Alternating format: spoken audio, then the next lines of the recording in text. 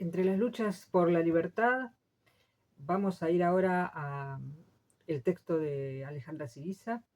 que ustedes tienen enseguida para trabajar. Eh,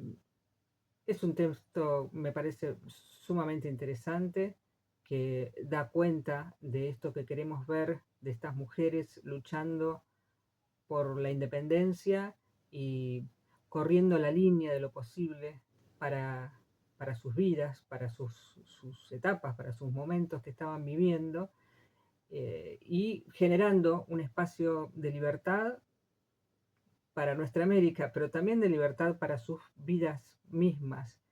un espacio donde vivieron otras experiencias y que por la propia dinámica de cómo se construyó la historia dominante y por la propia destrucción de archivos y por la invisibilización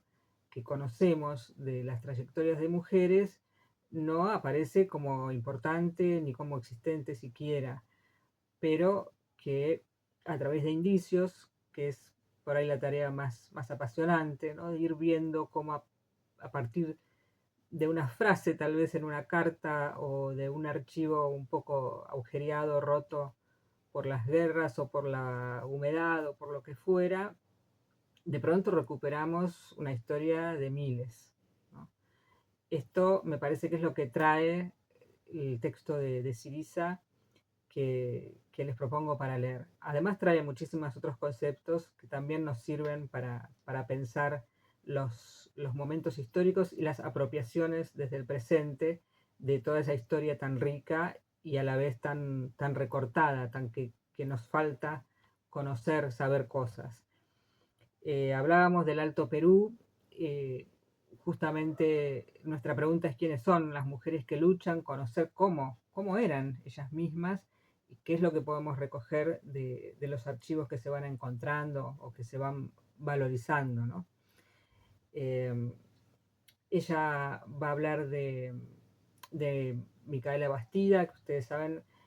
fue una de las lideresas del levantamiento de Tupac Amaru II hacia finales del siglo XVIII, una de muchos levantamientos indígenas contra el poder colonial,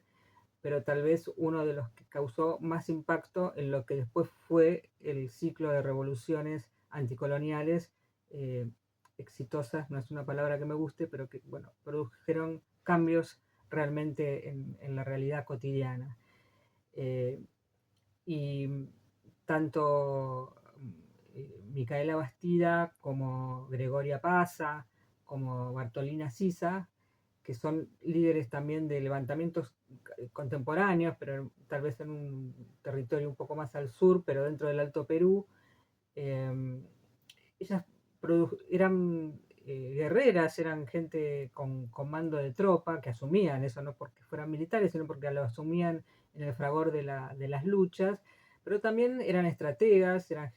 mujeres que pensaban por dónde tenía que ir esa lucha junto a sus compañeros, eran mujeres que organizaban la logística, reparto de alimentos para las tropas, las ropas, que las cosechas se siguieran eh, levantando para poder proveer a la revolución, que escribían proclamas, que mandaban correos, que hacían de espías, es decir, una amplia gama de participación de mujeres que nos da una idea de unas vidas un poco más interesantes que la de bordar la bandera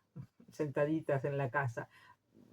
Bueno, no lo digo despectivamente porque también es una participación y tal vez algunas mujeres podían hacer eso y se comprometieron muy fuertemente con eso. Pero esa historia que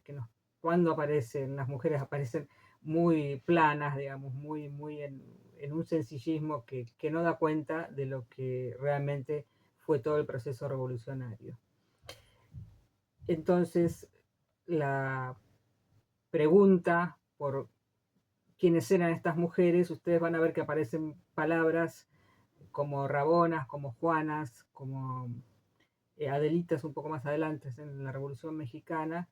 pero que son palabras tan comunes en países latinoamericanos, las soldaderas, pero justamente nos están hablando de que eran personajes muy presentes, no eran mujeres aisladas de la genealogía, ¿no? Em,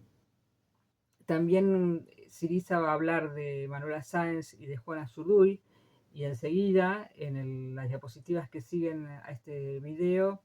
van a encontrar un intercambio de cartas que está en el libro de Gargalo, que también lo van a encontrar en la bibliografía. Es un libro maravilloso. Cuando tengan tiempo, recórranlo íntegro porque realmente es muy de incorporar saberes y de descubrir cosas interesantes. Y allí hay, como les digo, un intercambio, una carta de Manuela Sáenz a Juana, a Zurduy, y la respuesta de Juana Zurduy. Les pido que vamos a hacer un trabajito que les voy a proponer sobre este texto, también en comparación con otro más, pero les pido que vean allí dónde está el colectivo, qué hacen las mujeres, cómo se ven a sí mismas estas dos mujeres, cómo se tratan entre sí, qué palabras utilizan, porque lo rico de estos archivos es que encontramos la palabra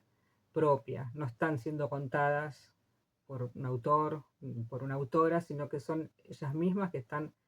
expresándose, y eso me parece que hay que recuperarlo, ¿no? Las ilusiones, los orgullos, las desilusiones, el sentimiento de pérdida,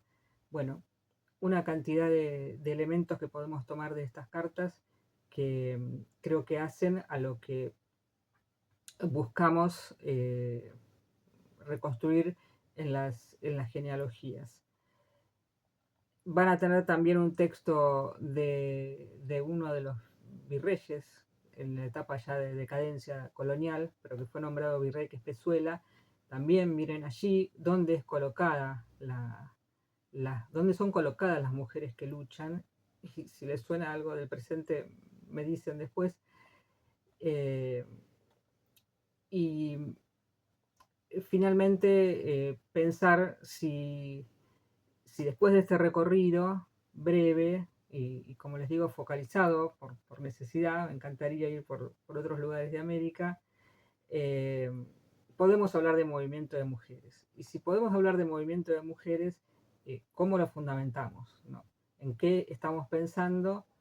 para decir que en principios del siglo XIX o incluso fines del siglo XVIII las mujeres actuaron en común, las mujeres tejieron lazos entre ellas, las mujeres se pensaron en un colectivo de derechos, aunque sean los derechos o a base de los derechos de todos y todas, ¿no? Pero qué parte de esta lucha colectiva, de este horizonte colectivo, les generaba derechos o expectativas de derechos para ellas mismas, o también podríamos decir de una vida diferente para ellas mismas. Eh, Finalmente, para esta parte recuperamos al menos una imagen de la revolución primera, triunfante en nuestra América, que es la revolución haitiana, una revolución también estigmatizada, olvidada, tremendamente reprimida, que fue desde el vamos, una revolución antiesclavista porque estaba protagonizada por personas esclavizadas, hombres y mujeres.